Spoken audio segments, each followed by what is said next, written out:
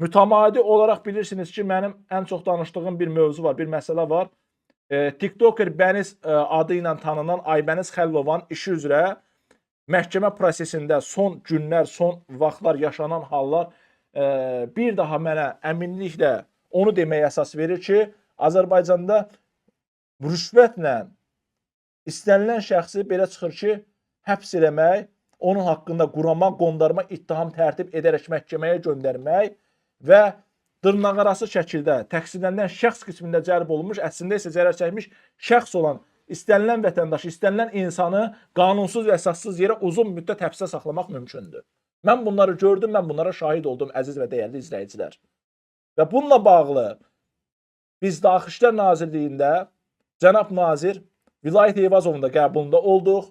Aybəniz Xəlilova ilə bağlı ciddi negativ prosessual pozuntulara yol vermiş Suraxanı rayon polis idarəsinin istintaq şöbəsinin müstəntiqi Nizami Məhərrəmovun barəsində müvafiq tədbir görüldü. 30 sentyabr 2025-ci tarixdə növbəti məhkəmə baxışı baş tutacaq. Hakim Fəxri Məmmədovun sədrliyi ilə.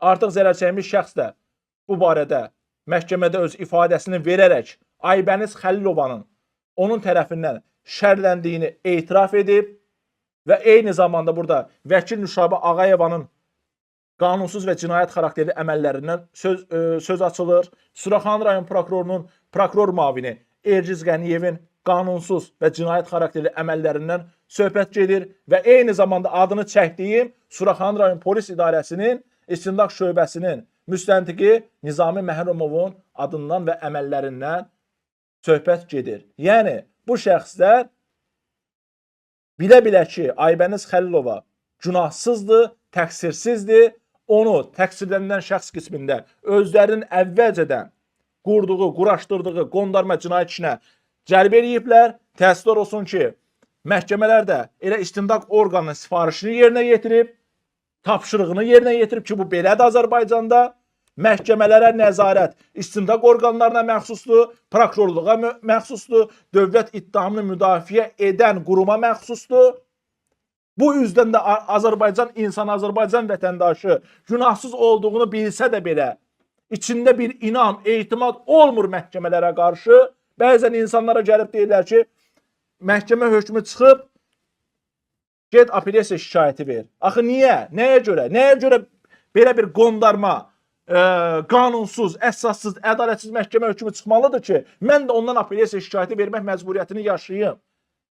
Hələ gəlin onu nəzərə alaq ki, ümumiyyətlə, apellyasiya məhkəməsinin özü qanunu, həqiqəti rəhbər tuturmu? Xeyr, tutmur. Ki, belə olsaydı ən azından insanda bir təsəlli olar, bir istək olar, inam olar, ümid olar, apellyasiya şikayəti verər və inanar ki, həqiqətən də apellyasiya instansiyası məhkəməsi onun işinə doğru, ədalətli, həqiqəti və qanunçuluğu rəhbər tutmaqla baxacaq. Amma bu belə deyil. Bu belə deyil. Tez bir zamanda, qısa bir müddət ərzində elə işlər qurub quraşdırırlar ki, insan həqiqətən də dəhşətə gəlir. Nəyin nəticəsidir bu? Korrupsiya və rüşvətxorluğun nəticəsidir. İllərdir Azərbaycanda deyirlər ki, dövlət səviyyəsində korrupsiyaya qarşı mübarizə aparılır. Hanı? Hanı onun nəticələri? Onun fəsadları deyilmi? Bugün neçə-neçə günahsız insan içəridə həbsdə yatır. Korrupsiyanı ifşa elədiyinə görə, rüşvətxorluğu ifşa elədiyinə görə, dövlət vəsaitlərini, dövlət malını mənimsədiyinə görə neçə-neçə vəzifəli şəxslər barəsində danışan, onlarla jurnalist, onların qanunsuz əməllərini faktlar əsasında ictimailəşdirin, onlarla jurnalist bugün məyər həbsdə deyilmi? Hanı bəs yaxşı dövlət səviyyəsində korrupsiyaya qarşı mübarizə? Hanı məhkəmə hakimlərlə vəkillər arasında mövcud olan və hələ də davam edən qeyri-prosessual ünsiyyət hallarına qarşı mübarizə? Azərbaycan Respublikasının prezidenti cənab İlham Əliyev məhkəmə müstəqilliyinin təminatçısıdır. Mən də buradan üzümü elə bax, cənab prezident sizə tutub deyirəm. Sizdən başqa bu ölkədə artıq sözümü deyə biləcəyim, çatdıra biləcəyim ikinci bir adam yoxdur. Cənab prezident, Azərbaycan məhkəmələri müstəqil deyil. Və bu reallığı da təəssüf olsun ki, elə vəkillərin özləri də qəbul ediblər. Bu haldan xoşhaldılar, məmnundular. Vətəndaşlar da bunu qəbul ediblər. Bura Azərbaycandır deyə neçə insanın şərlənməsinə baiskarlıq edirlər. Kimisə tutturmaq lazım onda gedirlər məhkəmə hakiminə rüşvət verirlər, icra məmuruna rüşvət verirlər, polisinə, prokuroruna və nəticəsi də bax göz qabağındadır. Nəyə görə belə olmalıdır? Niyə belə olmalıdır? Biz əgər güclü dövlət olmaq istəyiriksə, ölkəmizdə hüquqi dövlət quruculuğu prosesi sürətləndirilməlidir. Ümumiyyətlə Azərbaycan hüquqi dövlətə çevrilməlidir. Hüquqi dövlətin təməl özəyi nədirsə, biz onu artıq cəmiyyətə, vətəndaşlara aşılamalıyıq ki, hüquqi dövlət deyəndə biz nəyi başa düşürük? Hüquqi dövlət o demək deyil ki, hansısa bir məhkəmə hakimi, ali məhkəmənin sədri və yaxud da hansısa bir hüquqşünas bir məddah bir saytda götürsün bir məqalə paylaşsın, hüquqi dövlət quruculuğundan danışsın. Hansı dövlət quruculuğu? Nə vaxt bu hüquqi dövlət quruculuğu ümumiyyətlə Azərbaycanda başlayıb və deyək ki, bu proses gedir? Getmir axı. Getmir. İnanın ölkə başçısı bilsə və görsə ki, bu məhkəmələrdə bu qədər özbaşlanıqlara yol verilir, bu qədər süründürməçiliklərə, bu qədər haqsızlıqlara, bu qədər insan vəhşətinin, fəryadının göylərə qalxması hallarına yol verilir. Mən inanıram ki, o çox ən ciddi sərt tədbirləri görmüş olar. Ki, deyər ki, ən azından bax, bu qədəri də olmaz. Hörmətli cənab prezident, bugün istənilən məhkəmə hakimi ilə bağlı sizə yazılan müraciətlər sizə gəlib çatmır. O müraciətlərin hər biri barəsində şikayət olunan şəxslərə və vəsəli şəxslərə göndərilir. Məhkəmə Hüquq Şurasına göndərilir.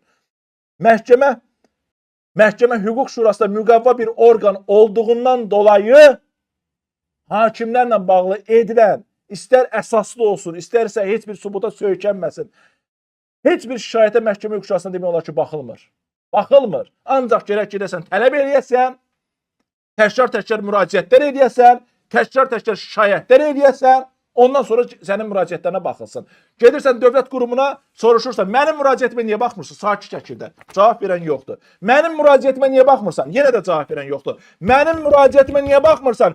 Yenə də cavab verən yoxdur. Elə bir səni ələ salırlar, sən məcbur qalırsan, səsini qaldırırsan, üsyan edirsən, tələb edirsən, onda səni asi elan edirlər. Onda səni ictimai asayişi pozan elan edirlər. Necə ki, 2 gün bundan qabaq mən Sabunçu rayon icra şöbəsində belə bir halla, belə bir mənzərə ilə rastlaşdım. Məsələni ictimailəşdirdim. Ondan sonra onlar öz səhvlərini boyunlarına aldılar. Mən deyirəm ki, hər bir proses qanunçuluğa uyğun olaraq həyata keçirilməlidir. Qanun rəhbər tutulmalıdır. Bugün məhkəmə hakimlərinin gözü qarşısında Ağır Cinayətlər Məhkəməsi olmur, istəyir başqa rayon məhkəmələri olsun. Şəxs çıxır, təqsirlənən şəxs çıxır, məhkəmədə ifadə verir ki, məni istinaq dövründə işgəncəyə məruz qoyublar. Məndən hədə qorxu nəticəsində ifadə alıblar. Məhkəmə bu halları yoxlamaq əvəzinə elə dinləyir, keçir üstündən. Dinləyir, keçir üstündən. Neçə belə hallar olub. Neçə belə hallar olub. Yaxşı, əgər məhkəmə də bu halları araşdırmayacaqsa, Avropa İnsan Haqları Konvensiyasının 6-cı maddəsinə uyğun olaraq təqsirlənilən şəxslərin ədalətli məhkəmə araşdırması hüququ tanınmayacaqsa, onda niyə var ya bu məhkəmələr? Niyə bu məhkəmələri qurmusunuz? Kimə özünüzü göstərirsiniz? Ki biz Avropaya özümüzü göstərək ki, həqiqətən Azərbaycanda məhkəmə var. Xeyr, yoxdur Azərbaycanda məhkəmə. Azərbaycanda məhkəmə hakimiyyətin sadəcə olaraq binası var, möhrü var, inzibati resursları var, maddi texniki təminatı var. Amma qanunçuluq əsasda fəaliyyəti yoxdur. Yoxdur. Neçə məhkəmə işlərində mən qalib olmuşam, bəli. Amma bu o demək deyil ki, Azərbaycanda həqiqətən də ədalətli məhkəmə sistemi var. Nə qədər ki, Azərbaycanda sədrlik institutu ləğv olunmuyub, nə qədər ki, Azərbaycanda sədrə məruzə etmək halları ləğv olunmuyub, aradan qaldırılmıyor, belə də davam edəcək. Və nə qədər ki də Azərbaycan insanı, Azərbaycan vətəndaşı məişət məsələlərindən aralanıb da ölkədə ədalətin və qanunçuluğun təmin olunması istiqamətində özünə hörmət edərək vəziyyətin dəyişməsini istəməyəcək, əksinə bu haldan məmnun olacaq, yenə də bu vəziyyət qüvvədə qalacaq. Yenə də bu vəziyyət qüvvədə qalacaq, mənim danışmağımla heç nə dəyişən deyil. Mən tək danışıram burada, mən tək ağızam, iki gözəm, bir beyinəm. Niyə başqaları danışmasın? Niyə ümumiyyətlə mənim danışığımdan heç kim nəticə çıxarmasın? Çıxarmaq lazımdır. Əgər həqiqətən məni izləyən kəslər, mənə baxan kəslər mənim dediklərimdən nəticə çıxarırlarsa, əgər mənim dediklərim də burada qeyri-adi hallar deyil, mənim dediklərim sizlərə məlum olan hallardır. Hər kəsə məlum olan halların da sübuta ehtiyacı yoxdur.